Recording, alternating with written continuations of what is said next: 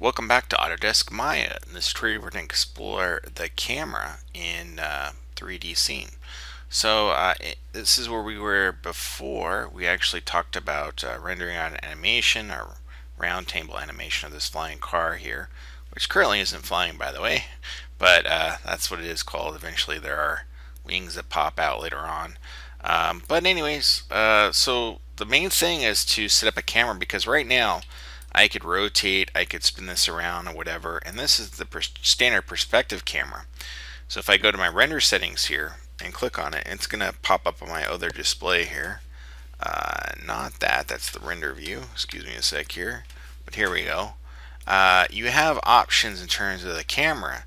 So under the common tab down here towards the bottom, you can choose the renderable cameras, and currently set to perspective camera, but there are some other ones here that are set up, so you can choose a different camera. You can create a new camera, in fact.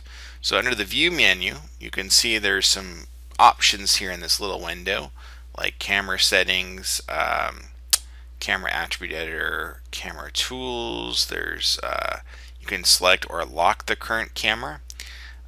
You can create camera from view, which is great, and give it a specific name. So you can always do that. And under the create menu down here, you can create a new camera. So I'm going to do it that way. Just go to the create menu and click on camera. And it's called camera 1 here by default, but I can give it any name I want. I can call it shot cam 2, for example, or something like that, and it will be renamed that way. So under the shot cam shape, it is by default set to a 35mm camera, and you can adjust this, like if you adjust the angle of view, which is approximately 55 millimeters right now. If we make it more wide angle, like 22, you'll see it update in the scene if we were looking through that camera. Currently, we're not actually looking through that camera. So right now we're looking through the perspective cam. So let's go to the outliner. Outliner will show us the camera, and move it over here.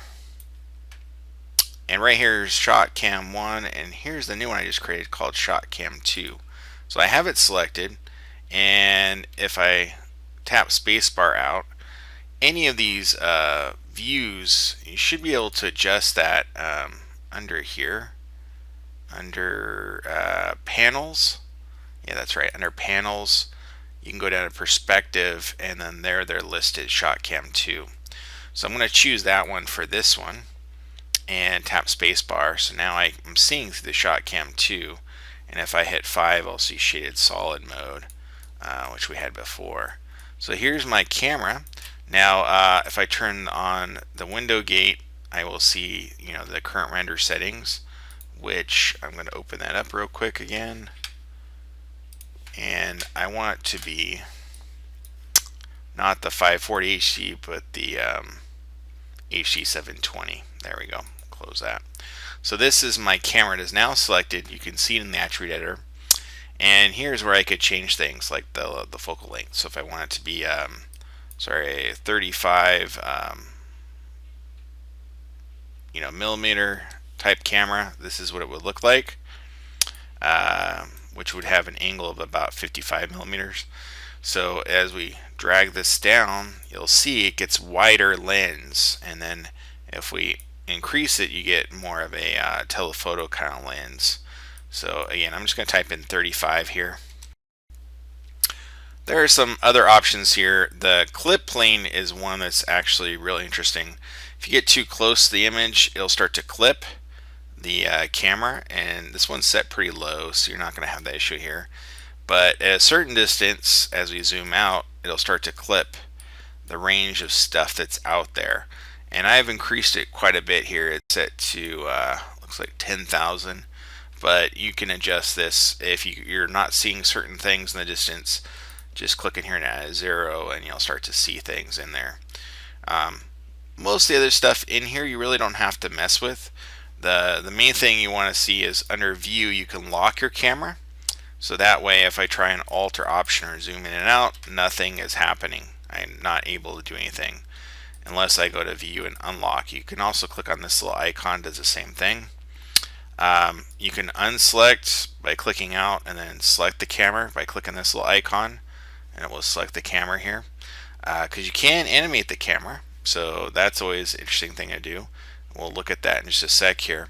The other thing we can do is we can set up what's called a bookmark. So for example, if from this angle here, you find an angle I like, and so I'm having the animation go forward, something like that. Perhaps we'll have it start at maybe, so I want it to be a little bit farther back as it starts, kind of angle it up like that. And at this point I can go to view, go down to bookmark, and edit bookmarks.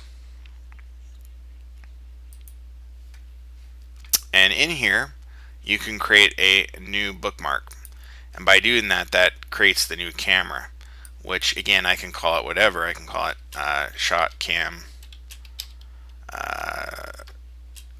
22 or something, and then give it a description if I want to, whatever, and just hit apply, and then close that. Go to zoom out here even further, rotate, go to view, bookmarks, and you'll see that shot cam 22. Once I click that, it basically snaps to where I was before, which is pretty cool. So it remembers that last setting. So that's my starting point there. So I still have the camera selected. If you clicked out, remember to click this little icon here. And let's go ahead and animate this camera. So in our channel box here, we can animate the camera just like anything else. So I'm going to hit the S key to set my initial key, and as this rotates here to about, I'm going to actually follow the animation to 100 frames. I'm going to zoom in on it, and then dolly down, or dolly up I should say, something like that.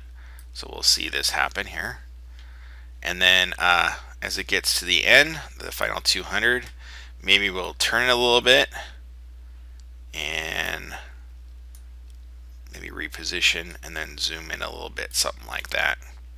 So you can see here it zooms out, rotates, all kinds of things happen. Now one thing that's important is all that action I did back here is having an influence on this frame. So what I could do is undo by hitting Control Z or Command Z. Unfortunately, my undo key is turned off temporarily. But what I need to do is essentially just reset this next key and adjust it. So I could do that, reposition a little bit. I could also have another keyframe in the middle here that does something else.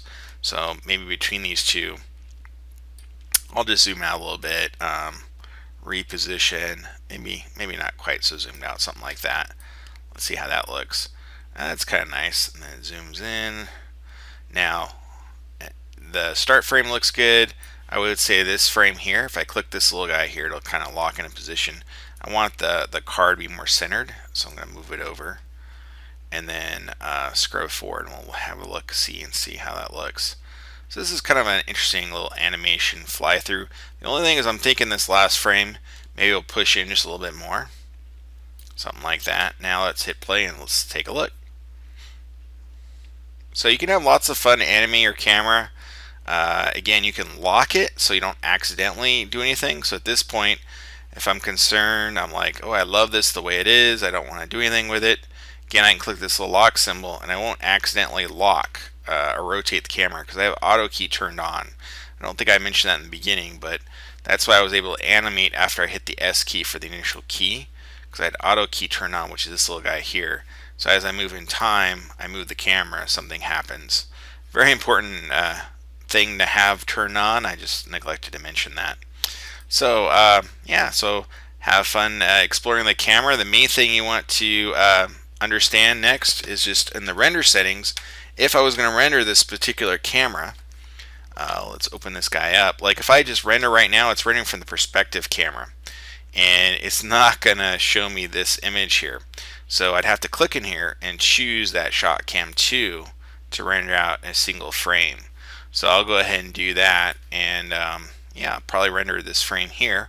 So I'll go ahead and click on the render setting. Now my rendering is a little bit high, so I'm going to pause while it renders. So here's the nice render. It looks like it took 3 minutes 48 seconds to render. That looks really cool. I might have to render this whole sequence all over again. So anyways, I hope you enjoyed this tutorial on setting up your camera in Autodesk Maya. Until next time, cheers.